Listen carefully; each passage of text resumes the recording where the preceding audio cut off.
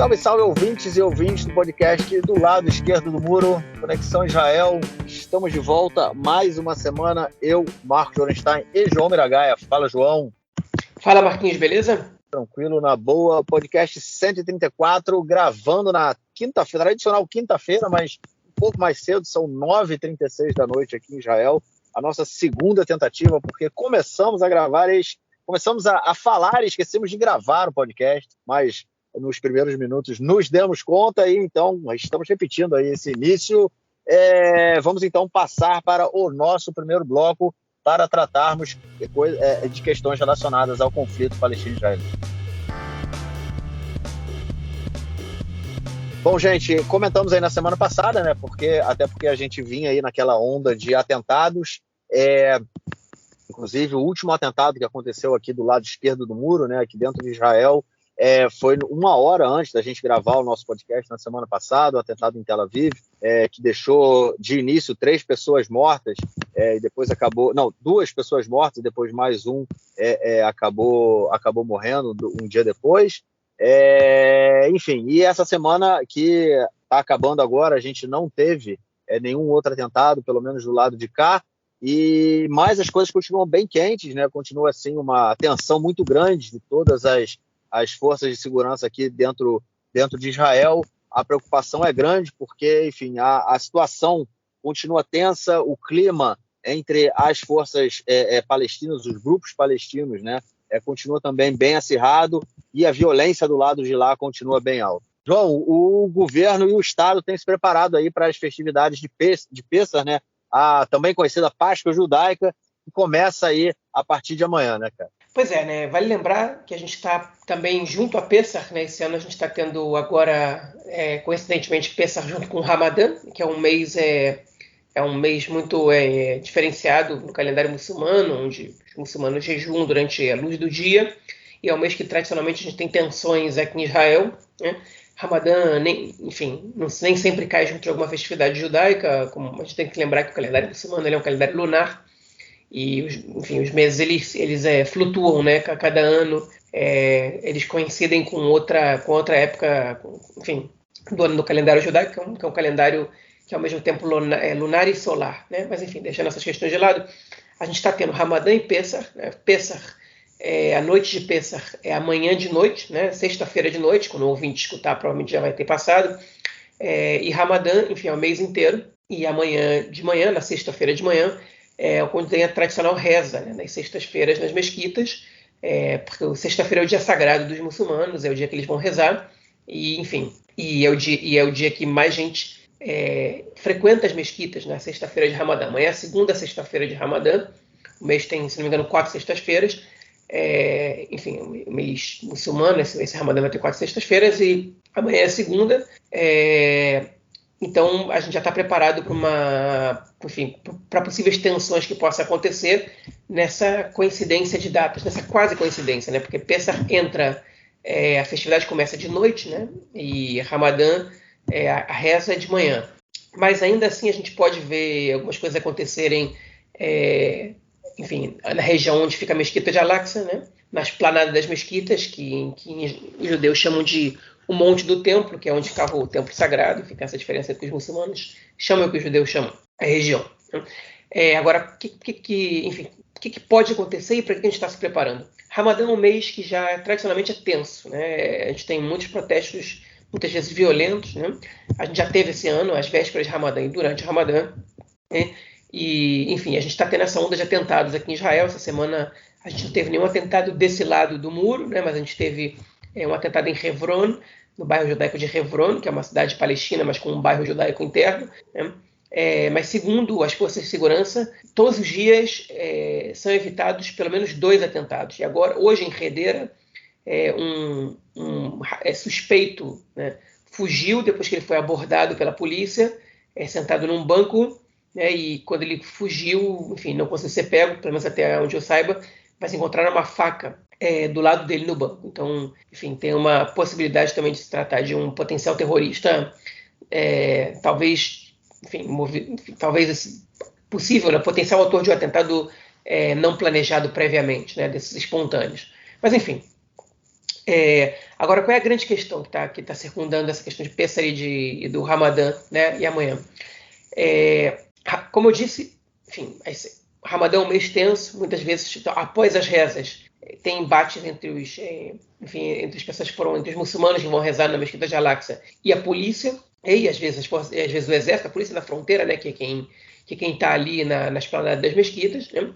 E por isso o exército de Israel, o Ministério da Defesa, na verdade, o governo, ele declarou um Seger, né, um lockdown, na verdade um toque de recolher, que vai das 4 da tarde dessa sexta-feira até o domingo, né? Ou seja, os palestinos não vão poder sair de suas casas, não vão poder se locomover livremente desde as 4 da tarde da sexta-feira até o domingo.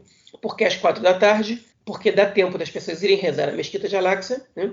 Em outras mesquitas, mas principalmente na Mesquita de Al-Aqsa, mas não vão poder entrar em Israel durante as festividades de Pêssar. Um dos maiores atentados, se não o maior, já realizado em Israel, foi um atentado feito num hotel em Netânia, onde as pessoas comemoravam Pêssar, né? Muitas vezes os hotéis fazem festas para grandes pessoas, jantares festivos para muitas pessoas, né?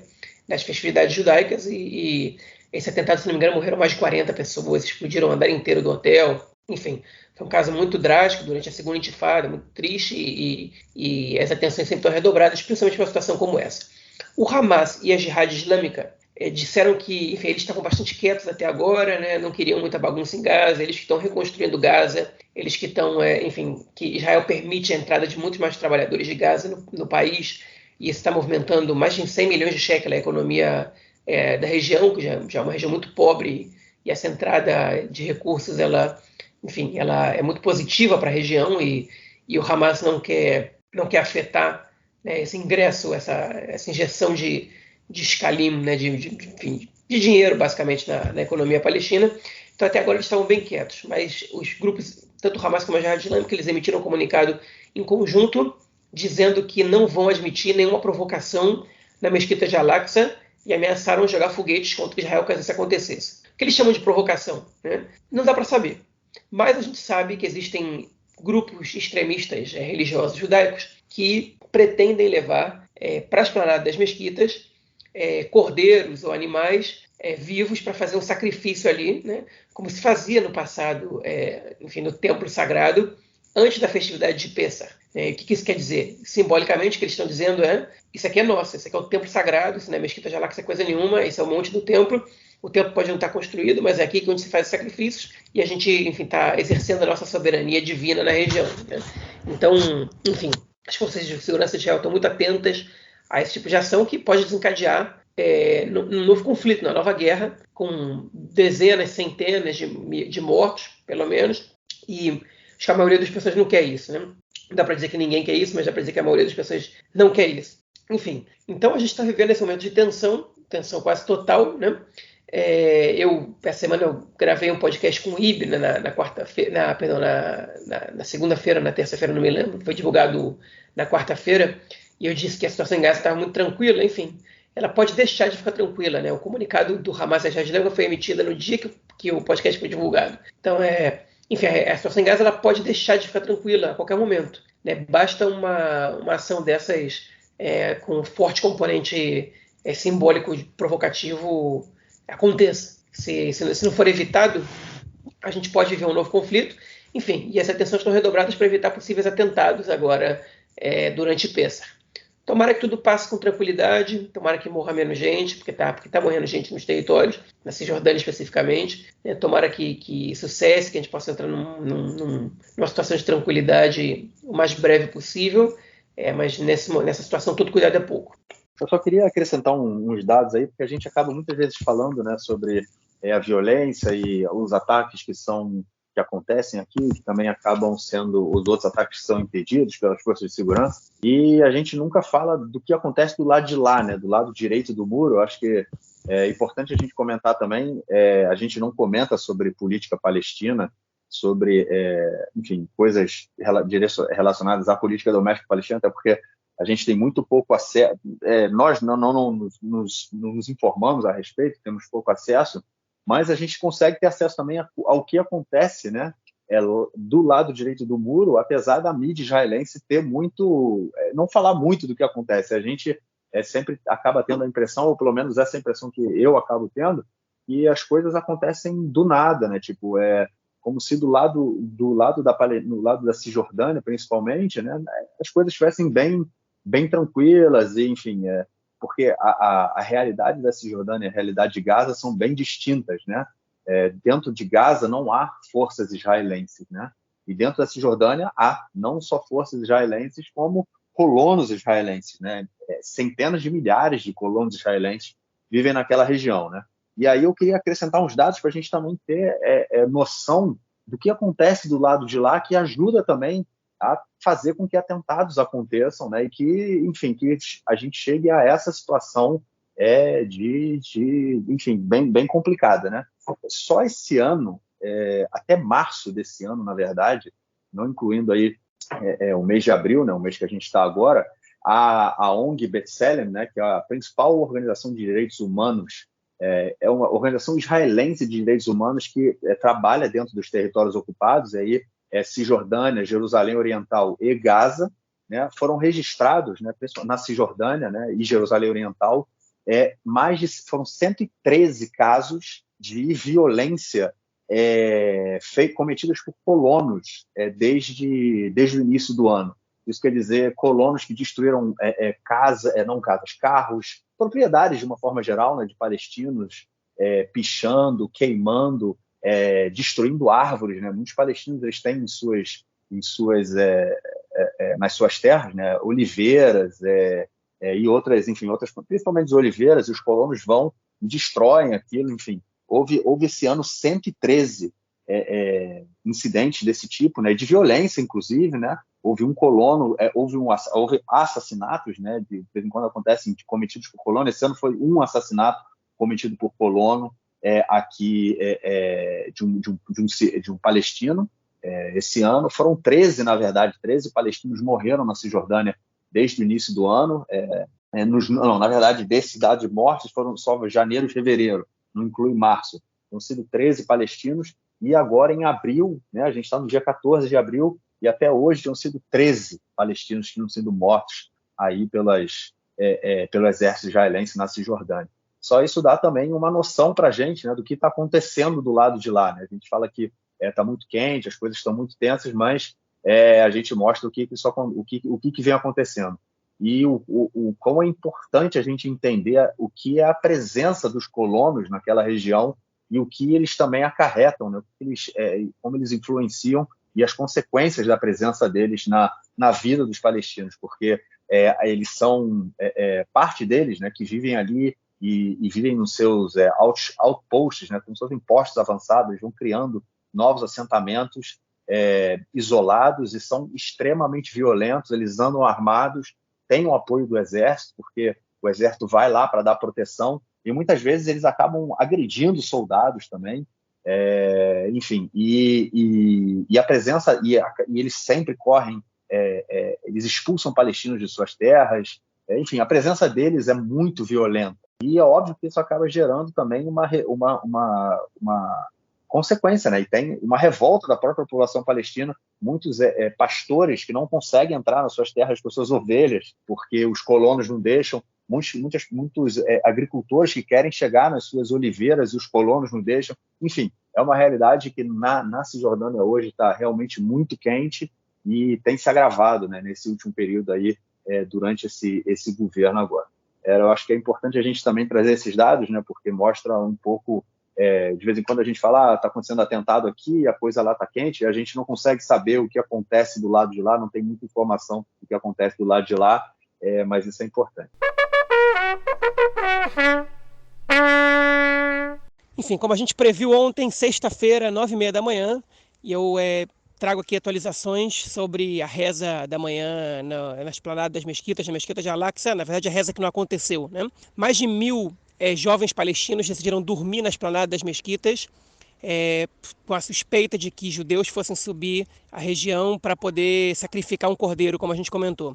Isso não aconteceu, ninguém subiu para sacrificar o cordeiro, mas às 4 horas da manhã, Algumas das pessoas que dormiram lá e outros que já começaram a subir as Esplanada das Mesquitas para poder realizar as rezas da sexta-feira, entraram em confronto com a polícia, começaram a atirar pedras, houve uma marcha de pessoas com bandeiras do Hamas e da Autoridade Palestina, que entraram já com o intuito de fazer tumultos, e jogaram pedras na polícia, dispararam fogos de artifício contra a polícia, jogaram pedras também do outro lado do Muro das Lamentações para os judeus que estavam rezando. Para quem conhece o lugar, o Muro das Lamentações é o que separa a Esplanada das Mesquitas, está numa região mais alta do bairro judaico, né? Enfim, no Muro das Lamentações, no Kotel Amaravi, tem judeus que rezam, e do outro lado são os muçulmanos que podem rezar. Eles começaram a tirar pedras também contra o lado judaico. A polícia usou de gás lacrimogêneo, de balas de borracha, para dispersar os tumultos. O confronto se estendeu por mais de 2 horas. Às 6 horas da manhã, quando eu acordei, repórteres notificavam ao vivo que a confusão ainda, né, postavam vídeos no Twitter, e não parou até agora. Que já foram 17 palestinos e 3 policiais feridos. 2 dos palestinos estão em estado grave, os policiais estão feridos em estado leve, né? Enfim, e pode ser que a gente atualize mais, se der tempo até o podcast ser lançado.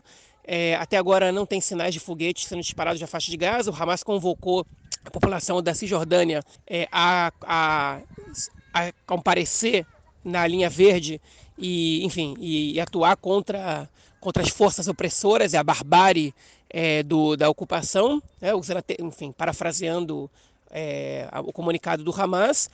Até agora a gente não tem registros de foguetes lançados. Não houve provocação do lado israelense. A segurança do Waqf, né, que é a instituição da Jordânia que controla a parte civil da Esplanada das Mesquitas, prendeu 2 suspeitos de serem judeus disfarçados de muçulmanos que estavam subindo para causar tumulto, mas se tratavam de 2 turistas muçulmanos, né, que não falavam árabe, que já foram identificados e liberados.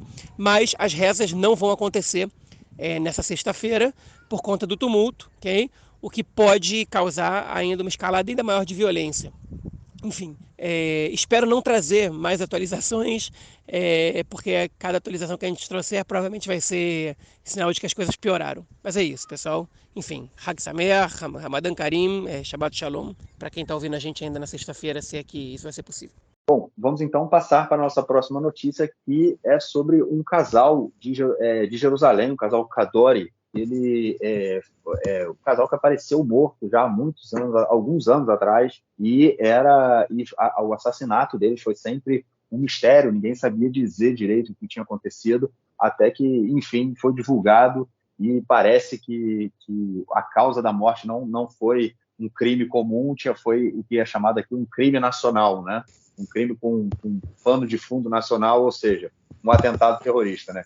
Pois eu também, outro comentário eu fiz no podcast do IB, também um comentário de que a gente tinha visto pela primeira vez as ações fatais, né, de membros ou influenciados pelo Estado Islâmico em Israel, agora nessa onda de atentados, mas parece que não. O sujeito Wissam al-Said, né, enfim, agora terrorista, ele foi o autor de 3 assassinatos, do casal Kaduri e de um trabalhador estrangeiro em Israel, da Moldávia, cujo nome agora eu não me lembro. Até fiz uma busca para conseguir achar e não consegui, agora antes, uma busca rápida. Mas enfim, quando esse casal foi assassinado, ninguém sabia exatamente qual tinha sido a razão. A polícia suspeitou que o marido tinha assassinado a esposa, depois tinha algum vizinho, depois que o filho tinha assassinado os 2, algum vizinho. Ninguém sabia exatamente o que foi. Um pouco depois apareceu morto esse trabalhador ilegal em outro bairro de Jerusalém. E esse sujeito, o Wissam al-Said, ele foi preso, não por causa desses assassinatos. Ele foi preso por prisão administrativa, que são aquelas prisões que você, que são feitas antes de qualquer julgamento e etc. Ou seja, o Shabak, né, que é o serviço de segurança, suspeitava dele por alguma razão. Ele ficou 3 anos na prisão administrativa. Ele foi solto por um acordo que ele fez com o Shabak, provavelmente. E aí ele tentou assassinar uma menina e ele foi morto. Agora, qual é a grande questão? Só depois, né, esse assassinato foi em 2019, só depois de 3 anos, a gente descobriu que esse cara era um ativista do Estado Islâmico, pelo menos influenciado pelas ideias do Estado Islâmico, e que essas mortes que tinham acontecido foram mortes por terrorismo, né? Ou seja, que ele assassinou essas pessoas por questões que já se diz por questões nacionais, né? Ou seja, questões nacionalistas, por causa da causa palestina, exatamente. Embora uma pessoa do Estado Islâmico não tenha exatamente a ver com a causa palestina necessariamente, né?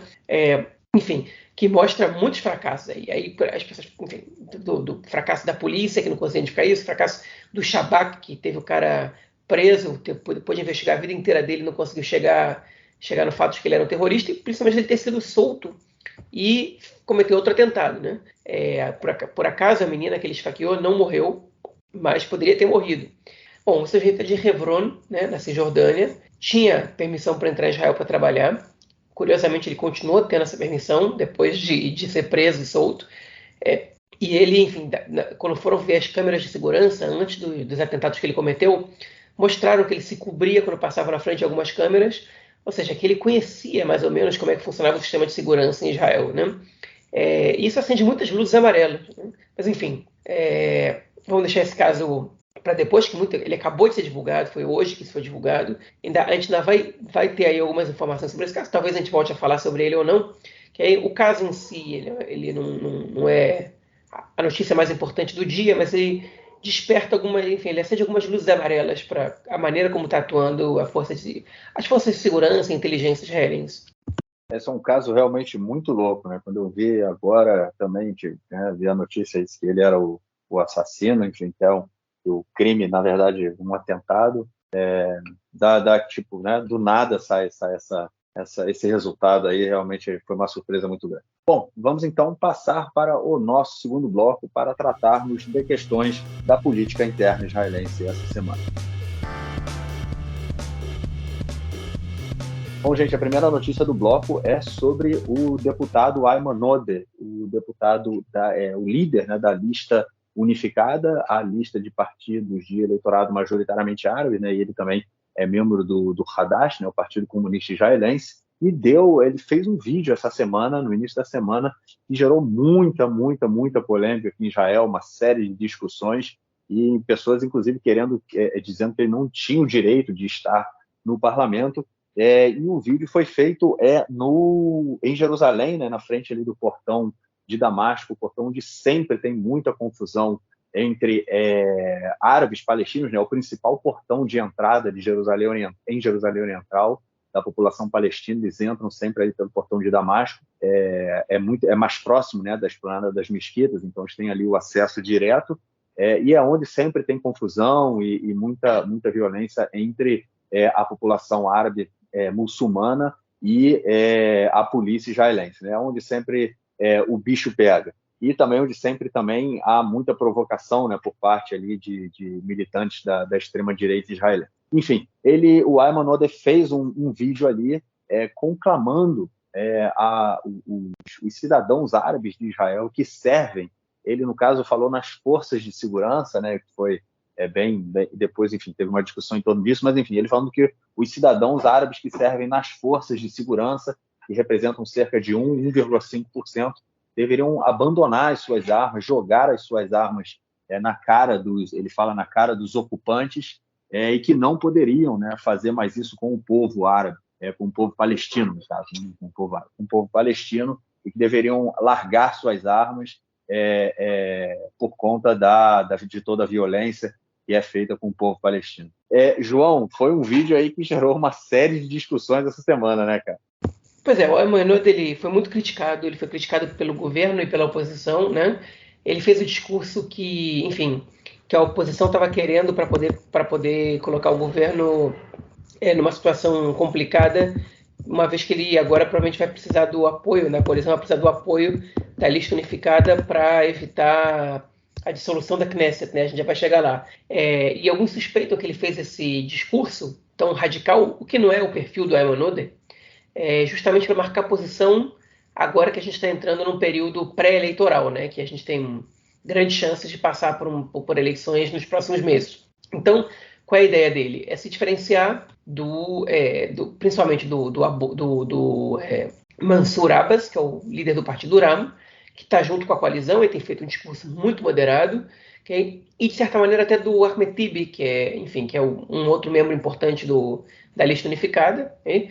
Mas que é de outro partido, né? E que os dois mais ou menos disputam a posição de líder do grupo internamente. Então, o Ayman Odeh, ele fez esse discurso para poder marcar posição como alguém radical na causa palestina e na causa dos árabes, mas ele acabou que ele teve que se explicar, porque a declaração que ele fez foi forte demais. Né? Ele disse que um árabe que serve às forças de segurança de Israel, ele é um traidor, né?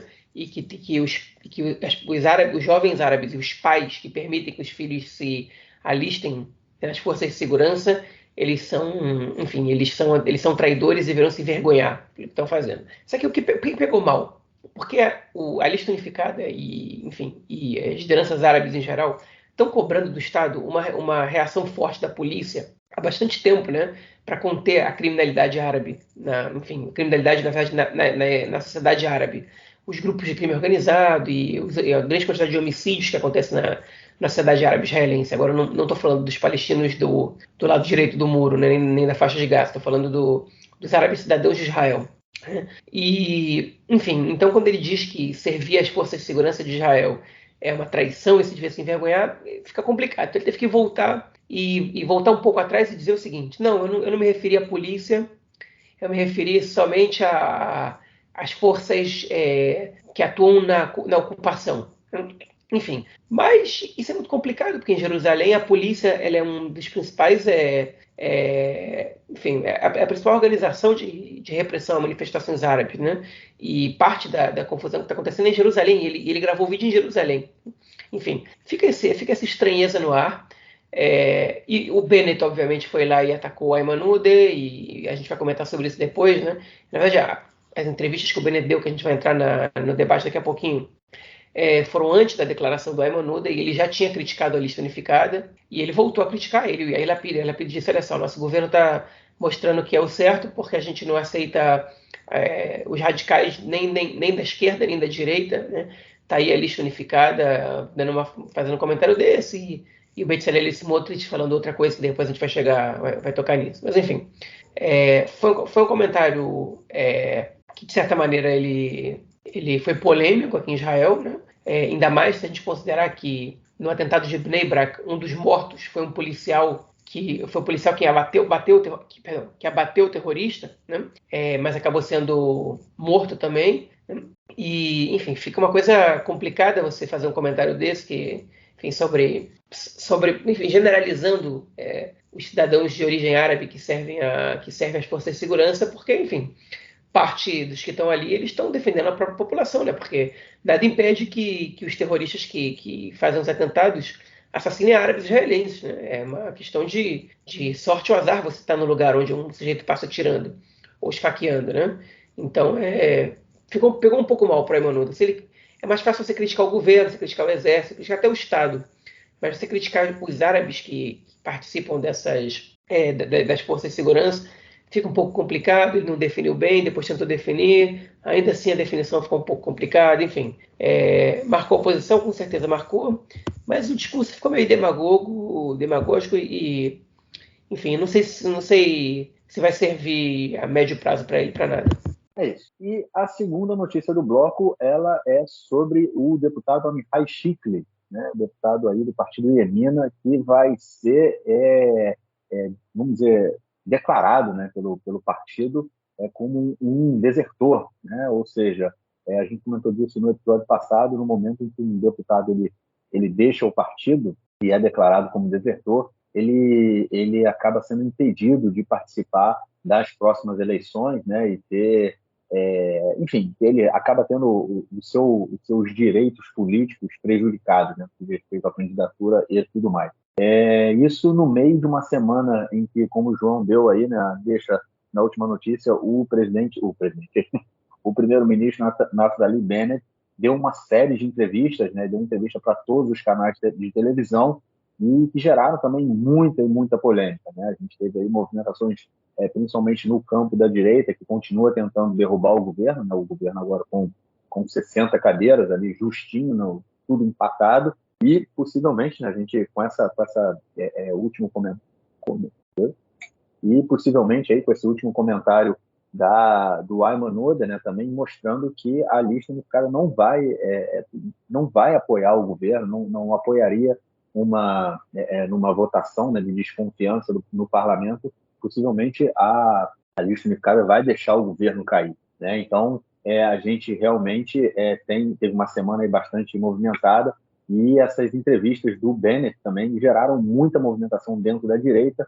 já que o deputado Smotrich, né, saiu atacando todo mundo à torta e à direita, né, o pessoal do governo, falando uma série de barbaridades, inclusive colocando aí não em xeque, não é essa, colocando em dúvida, vamos dizer assim, a própria identidade judaica deles, né, e se eles seriam realmente judeus.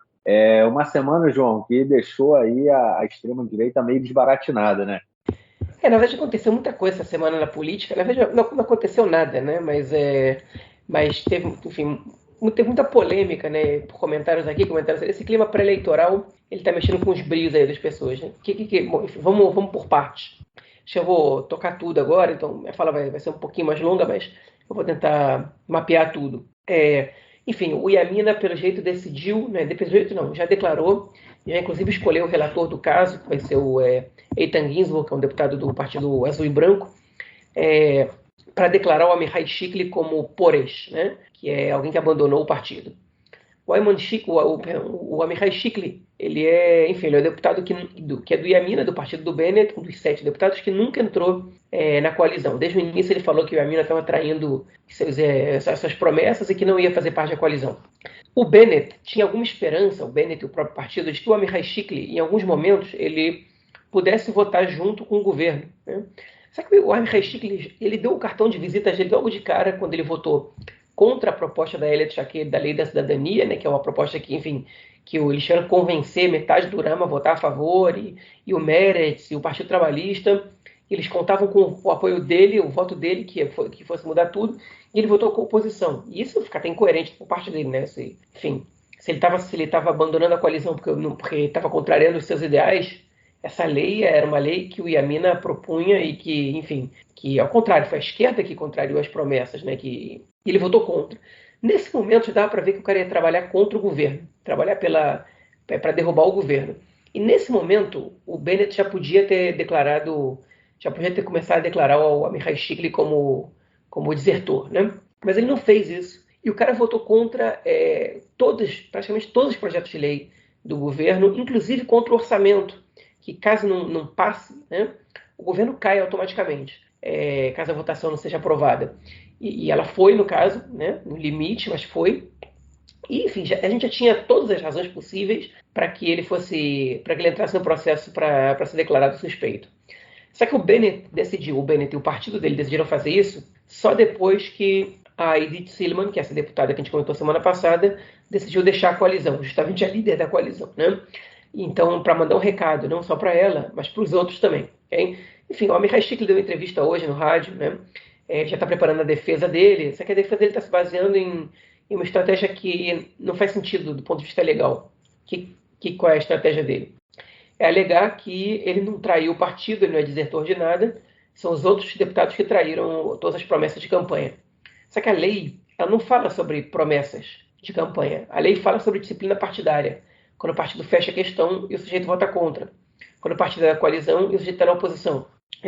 Enfim, e é muito difícil que ele sustente a argumentação dele. Então, caso ele seja considerado Poresh, nesse caso, ele não pode concorrer por nenhum partido existente, ele pode criar um partido, mas ele não pode juntar esse partido dele com nenhum outro partido. E, com todo respeito, esse cara não tem a menor condição de passar a cláusula de barreira, nem se a Idit Silman se juntar a ele. Ele teria que juntar nesse partido dele muitos nomes novos, com algum apelo público, e ele não traz nada de novo. Esse cara podia estar no Likud perfeitamente, né?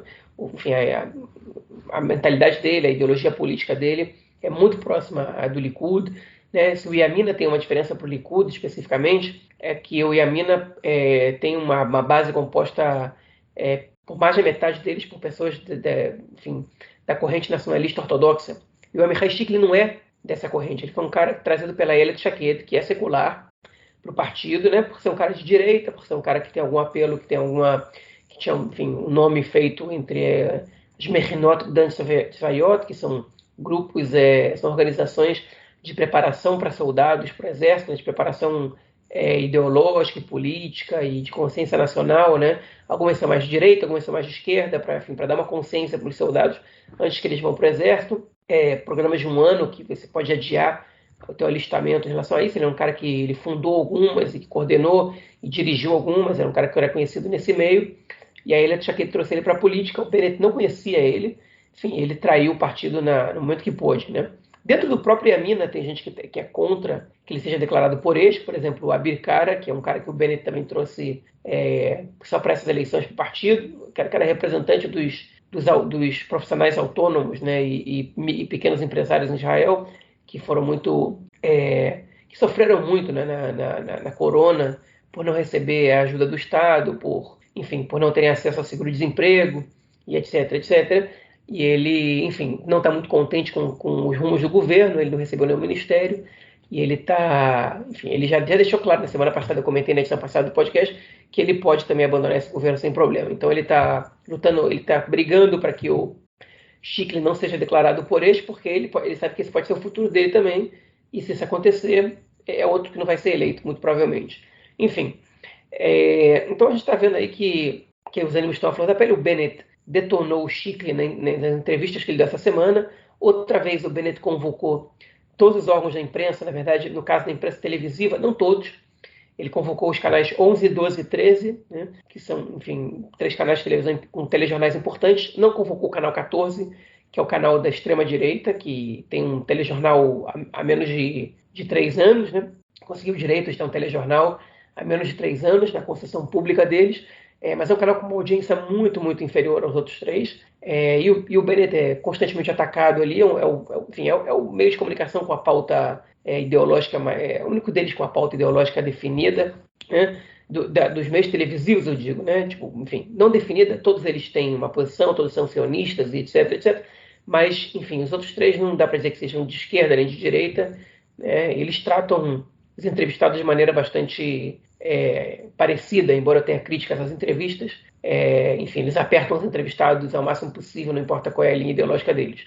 O canal 14 não. O canal 14 passa o pano para a direita e bota a esquerda contra o muro. Não só a esquerda, né, como o centro e a direita, que faz parte da coalizão também. Um canal bibista, né, especificamente. E o Bennett deu entrevista para esses 3 canais, todos menos o 14. E as entrevistas foram muito parecidas. Ele se preparou muito bem. Os jornalistas foram com a faca nos dentes. O Bennett estava preparado para as perguntas, né, sobre a questão política, sobre a crise da coalizão, sobre, enfim, sobre o conflito, sobre o terrorismo. Ele tinha respostas. Ele, enfim, sempre citava que caiu muito menos foguetes em Israel que era na época do Netanyahu, e que ele responde a cada balão incendiário com bombardeios em Gaza para que o Hamas aprenda. Por outro lado, ele admitiu, ele reconheceu que proibir a entrada de palestinos que tenham como intenção somente trabalhar, mesmo nesses momentos de crise, é só dar armas para os radicais, e que ele não vai fazer isso. Ele tem que mostrar para a cidade palestina que os palestinos que não têm intenções violentas, eles têm que ser recompensados. Enfim, que foi um ponto de amadurecimento do Bennett. O Bennett é deputado, dificilmente diria isso. O Bennett candidato, não diria isso de jeito nenhum. E o Bennett, primeiro-ministro, pelo menos mostrou algum amadurecimento nessa questão. E em relação ao caso da Edith Silman, ele disse... enfim, ele se solidarizou com ela, disse que ninguém foi mais atacado que ela chorou com ele algumas vezes, que o marido dela foi ameaçado de ser demitido, que teve gente com megafone na frente dos filhos dele, chamando ela de traidora, de odiadora de Israel e de coisas piores que ele não podia dizer. Enfim, ele mostrou uma certa empatia com ela. Não sei se ele tem alguma esperança dela voltar atrás. Eu acho que é quase impossível ela voltar atrás, mas enfim, ele quis mostrar para a população que ele não culpa ela pelo que está acontecendo, porque é muito difícil você suportar essa situação, que ele culpa quem coloca ela nessa situação. E aí ele partiu para o ataque para o Netanyahu e para o Smotrich. Enfim, e com relação ao Smotrich, ele diz, ele e o Ben-Gvir, 2 caras que nem fizeram exército direito, e vem dizer que eles são sionismo religioso. Quem são eles? Tipo, que não fizeram nada, que só estão gritando, que só trazem ódio, etc, etc. Enfim, e tirou o Smotrich do sério. E aí o Smotrich deu uma declaração no rádio e disse que entende como natural e justificável que não deixe entrar na sinagoga as pessoas que fazem parte dessa coalizão. Né? Enfim, porque o Bennett ele citou, no caso da Edith Silman, que a população secular não sabe o que é ter uma sinagoga. Né? Que não sabe quanto sofrem os deputados da direita ortodoxa, porque quando eles vão na sinagoga, eles são olhados de cara feia, as pessoas tratam eles mal, enfim. Os seculares não passam por isso. Né? Enfim, os seculares, alguns deles até vão à sinagoga, mas não é parte da comunidade deles, não é parte da vida do dia a dia deles, com as pessoas com que eles se encontram algumas vezes por semana, né? Enfim, e o Smotrich ele pegou essa parte, ele pegou esse elemento do discurso e falou: é mesmo, essas pessoas têm que começar a pensar assim, não tem que evitar essas pessoas de entrarem numa sinagoga. Agora, enfim, isso pegou, se o comentário do Ayman Odeh pegou mal, isso pegou muito, muito, muito mal, por várias questões. Né? Que o Smotrich ele vem pregando ódio gratuito, né, que é uma coisa que, segundo as fontes judaicas, segundo o Talmud, foi a causa da destruição do segundo templo, né, que é o ódio entre irmãos, as correntes judaicas que se odiavam umas outras na época da destruição do segundo templo, no 70 da Era Comum. Né?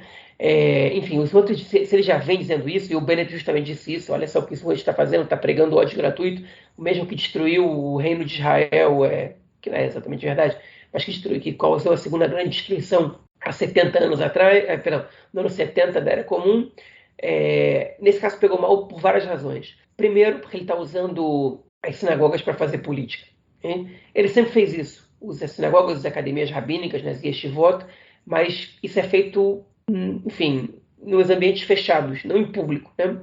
Enfim, e agora fica complicado. Ele não pode dizer que ele não que não são lugares de doutrinação, né? As yeshivot, as sinagogas, se ele está tornando isso público. Dois, porque todas as sinagogas elas têm um elemento básico, né? Tipo, que unifica todas elas, que as portas delas estão abertas para qualquer judeu que queira entrar e rezar. Né? E você dizer que para a comunidade de tal sinagoga recusar a entrada de judeus que querem rezar é você ir contra os princípios do próprio judaísmo, né? Porque rezar é uma mitzvah, né? É um mandamento. E você proibir as pessoas de se encontrarem com outros 9 judeus, né, e fazer um minyan, que é o mínimo que você precisa para poder fazer as rezas, enfim, é você impedir pessoas de fazerem o que se diz em judaísmo, teshuvah, né? É você impedir pessoas de se aproximarem de Deus, enfim, é você atrasar a vinda do Messias, né? Até do ponto de vista teológico, eu estou dizendo. Então pegou muito mal, ele foi detonado por um monte de gente, pelo Yair Lapid, pelo Naftali Bennett, e até por gente da própria oposição, por gente do Likud. Né? E um deputado do Likud, o Yoav Kish, ele falou assim: não, olha só, está todo mundo convidado para vir na minha sinagoga, o Naftali Bennett, a Elet Shaked, o Yair Lapid, o Benny Gantz, todo mundo pode estar convidado para vir na minha sinagoga, principalmente no Yom Kippur, né, que é o dia do perdão, ou seja, para pedir perdão. Enfim, ele contrariou o Smotrich, mas dando uma alfinetada no pessoal do governo. Mas pegou muito mal. Aí o Smotrich disse que não foi isso que ele disse, que as pessoas pegaram só uma frase que ele disse na entrevista, que tiraram do contexto. Mentira, eu vi a entrevista inteira. Foi exatamente isso que ele quis dizer. E no final das contas ele foi lá e disse que no final das contas quem quebra as promessas e leva os apoiadores de terrorismo para o governo e o movimento islâmico, blá, blá, blá, blá, blá, depois vem acusar ele de criar conflito, enfim. O mesmo discurso de sempre, não conseguiu se livrar da situação. E aí o Moshe Gafni, o líder do Partido Judaísmo da Torá, que é o partido ultra-ortodoxo, o partido ortodoxo ashkenazita, ele disse numa entrevista o seguinte: a gente podia estar agora com o governo Netanyahu, o culpado disso é o Smotrich. Ele vetou o governo com o Uram, né, que é o partido, enfim, árabe, o islâmico, que faz parte do governo atualmente, da coalizão atualmente. Né? Enfim, o que o Likud sempre diz, não, porque a gente nunca negociou que o Uram fosse parte da coalizão, não isso. O Gafni virou e falou assim: não é verdade, todo mundo sabe que não é verdade, embora o Likud negue, né?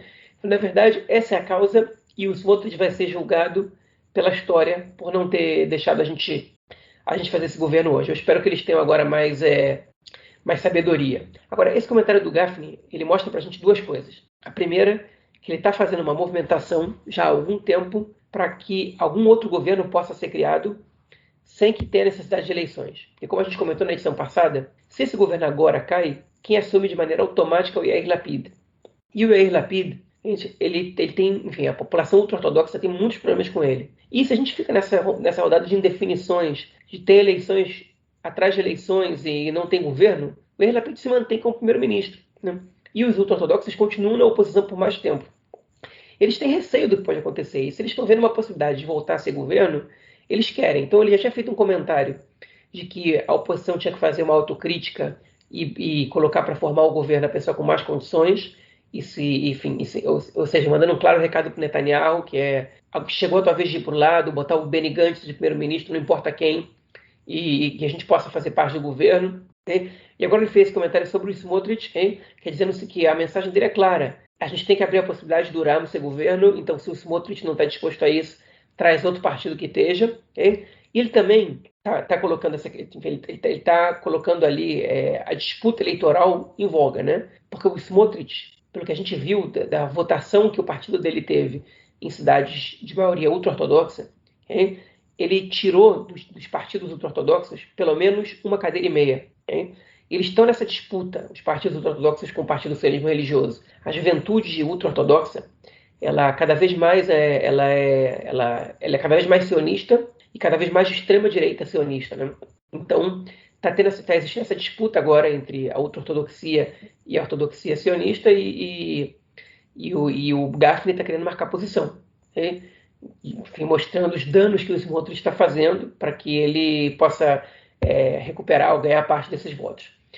Enfim, e para terminar minha fala, né, do meio dessa bagunça toda, a oposição está pensando em lançar voto de desconfiança. Eu quero corrigir uma coisa que eu falei na semana passada, que não era exatamente verdade. A oposição ela pode propor voto de desconfiança quando ela quiser. Okay? Mas, ao contrário do que era há alguns anos, a lei mudou.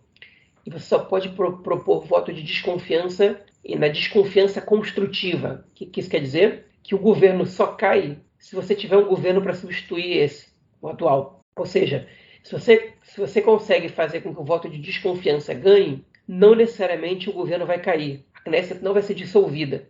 Só se você tiver um governo substituto. Okay? E a lista unificada, eles disseram o seguinte, os partidos de eleitorado árabe.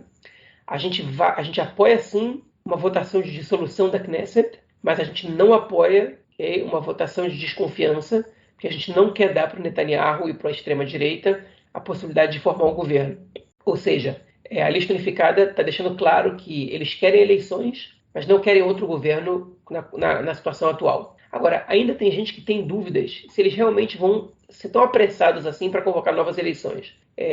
Estão apostando que eles vão ficar de olho nas pesquisas, dando uma olhada aí para ver o que vai acontecer, porque se as pesquisas apontarem para uma possibilidade razoável do Netanyahu e do Ben-Gvir, do Smotrich, desse pessoal da extrema-direita, formar o próximo governo, pode ser que a lista unificada se abstenha em algumas votações, que algum deputado não vá votar, que invente algum compromisso pessoal, ou que está com dor de barriga, ou etc, etc, e que o governo possa ganhar votações simples. Okay?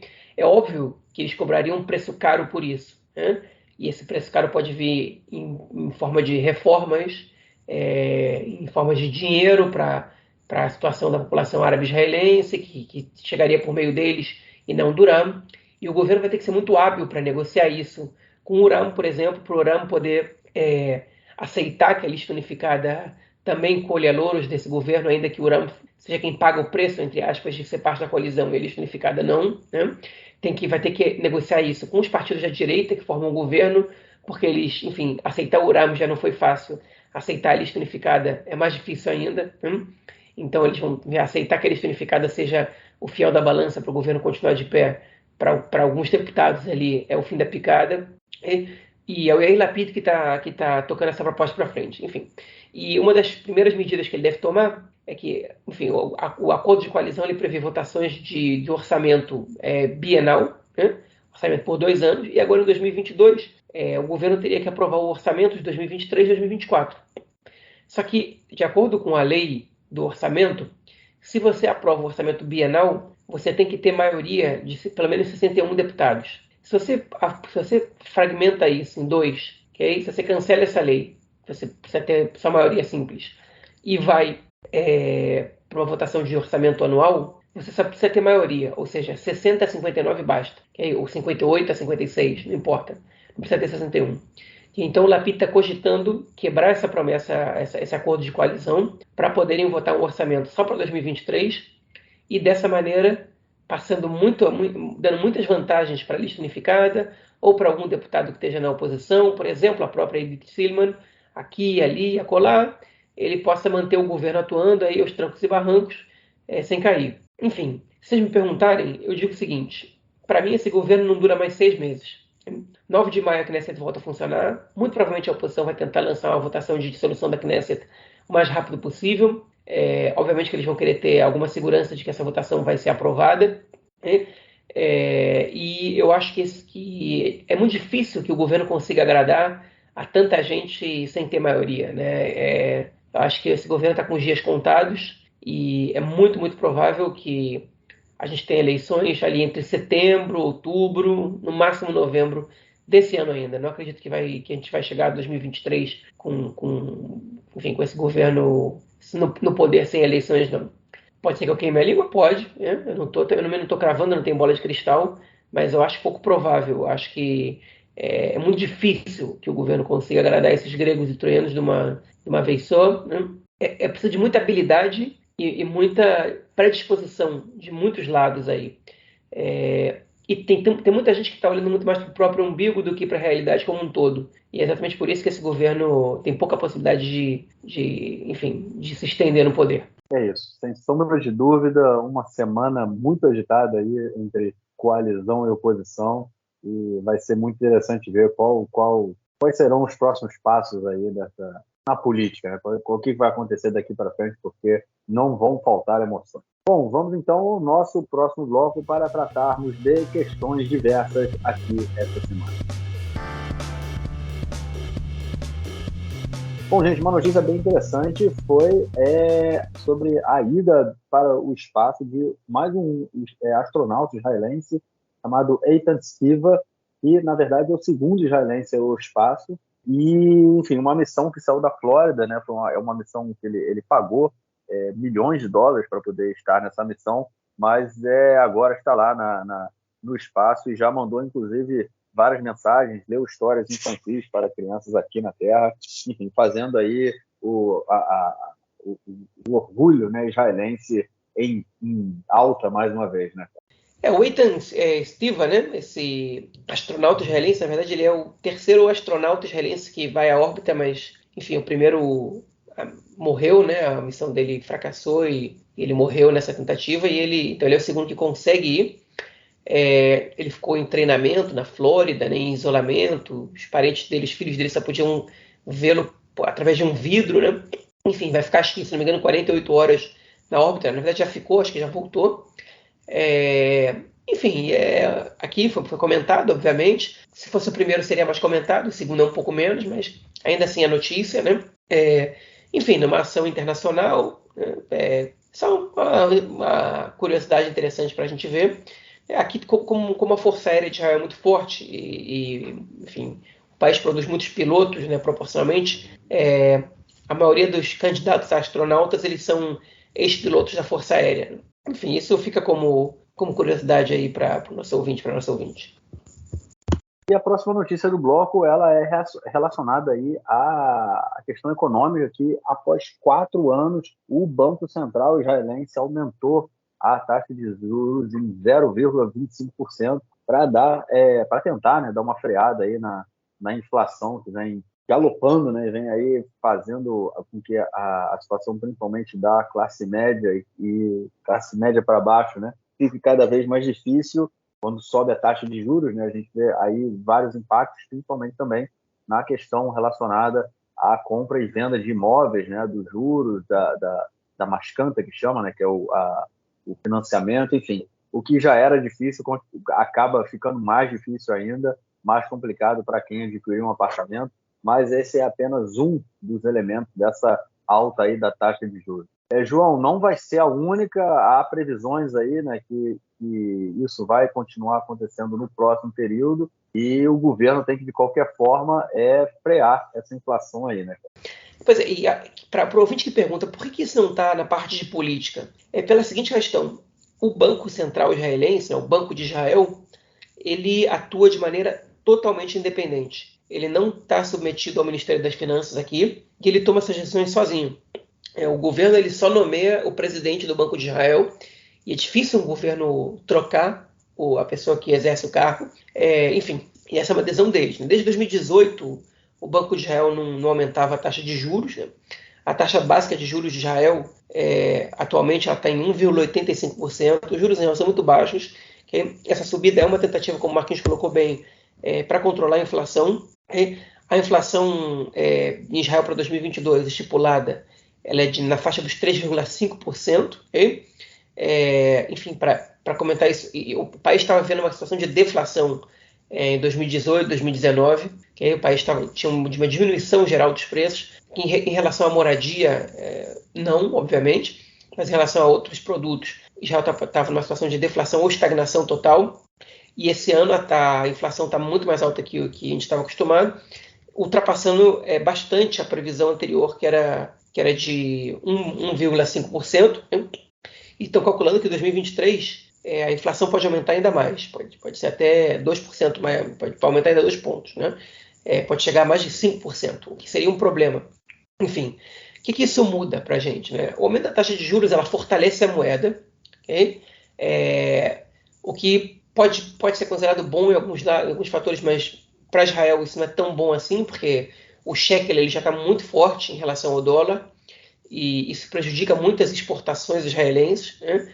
As importações são facilitadas, mas as exportações são um problema.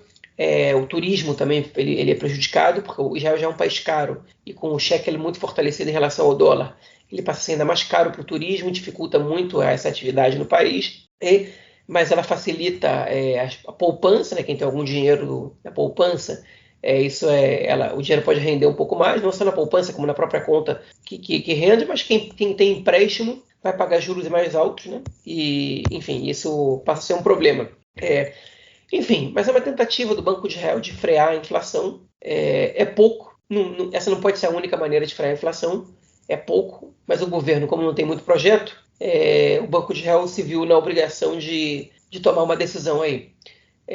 Enfim, para mim parece uma decisão acertada nesse momento, porque se o governo não faz nada, alguém tem que fazer, mas claramente ela não vai ser suficiente. É isso, vamos ver até que ponto vai segurar a inflação, e como eu falei, a previsão de que novos aumentos aí da taxa de juros aconteçam no próximo período. Bom, e a nossa próxima notícia do bloco, ela é sobre a questão do Pessah, né, que está começando amanhã, como a gente colocou, como muitos conhecem, muitos acabam comentando aí a Páscoa judaica. Havia tido, né, inclusive a gente comentou na semana passada que essa foi a primeira desculpa que foi dada pela Idit Silman para deixar a coalizão, foi a decisão, né, do Bagatz, do Supremo Tribunal de Justiça, de permitir a entrada de produtos, né, com hametz, né, com fermento, que são proibidos em Pessah, em hospitais. Né? Isso foi o ministro da Saúde, Nitzan Horowitz, ele falou que ia acatar a decisão do Supremo Tribunal de Justiça e não ia ser feita uma busca nas bolsas dos visitantes a hospitais, né, em busca do hametz, só que aparentemente isso tem acontecido, né, cara? Tem tido a fiscalização nos hospitais e as pessoas têm buscado, quer dizer, os seguranças ali têm procurado na bolsa dos visitantes se alguém está entrando com comida que não pode se comer na Páscoa, né, cara? Sim, saiu hoje uma reportagem sobre isso no telejornal do Canal 11, né, que mostrou alguns hospitais, entre eles o Hospital Hadassah em Jerusalém e o Laniado em Netânia. Né? Enfim, os seguranças que têm que evitar que as pessoas entrem armadas no hospital, que passam por detector de metal, eles também estão procurando, essas pessoas estão levando produtos com fermento, né, com hametz, nas suas bolsas, e estão obrigando a tirar. E isso, enfim, é muito improvável que seguranças estejam agindo por conta própria. Muito provavelmente essa é uma ordem da direção dos hospitais que contraria a decisão da Suprema Corte de Justiça, que foi respaldada pelo Ministério da Saúde, né, que diz que você não pode proibir as pessoas de entrarem com hametz nos hospitais. as cafeterias, os hospitais, os restaurantes, etc., não vão vender hametz, porque a lei ela se refere, né, à comercialização de hametz em Pessach, mas ao livre, a livre circulação de pessoas portando alimentos à base de hametz, ela não é proibida. Okay? E, enfim, e tem agora a jurisprudência e tem o Ministério da Saúde dizendo que isso é o que deve ser seguido. O Ministério da Saúde não, enfim, nenhum hospital, né, respondeu aos questionamentos da reportagem do Canal 11, que botou repórteres de propósito com sanduíche para tentar entrar nos hospitais. Vai lembrar que Pessach nem começou. Mas, enfim, a limpeza de Pessach já tem que ter acabado para todos os lugares que obedecem a regra de kashrut de Pessach, né, das leis alimentares relacionadas a Pessach, né, que você tira o hametz 2 dias antes da festividade, você limpa a tua casa inteira de hametz, né, enfim. Mas a festividade nem começou, eles tentaram fazer essa entrada e não conseguiram, né, o segurança não deixou. Então eles entraram em contato com a direção dos hospitais para que eles respondessem às perguntas da reportagem. Eles não se manifestaram. E eles entraram em contato com o Ministério da Saúde, que também não se manifestou. Okay? Isso me dá a entender o quê? Que o Ministério da Saúde, ou em outras palavras, o ministro da Saúde, o Nitzan Horowitz, ele está querendo se esquivar de polêmica. Ou seja, ele já disse que a gente vai seguir a determinação da Suprema Corte. E ele não quis se estender, ele não quer mais se meter em outra confusão. Ele não quer que o governo outra vez entre em crise por causa dessa questão, que já virou, enfim, desculpa esfarrapada para a saída de Edith Silman, mas pode servir de desculpa esfarrapada para outras pessoas também se indignarem, entre muitas aspas, com o Nitzan Horowitz e com a sua suposta intransigência nesse caso, o que não faz o menor sentido, e não estou aqui querendo defender ele ou não, né? Enfim, não foi uma medida adotada por ele para bater de frente com ninguém. Foi só obedecer a determinação da Suprema Corte. Né? Isso deveria ser obrigatório. Né? Isso não deveria ser causa de nenhuma cisão, de nenhuma colisão. Okay?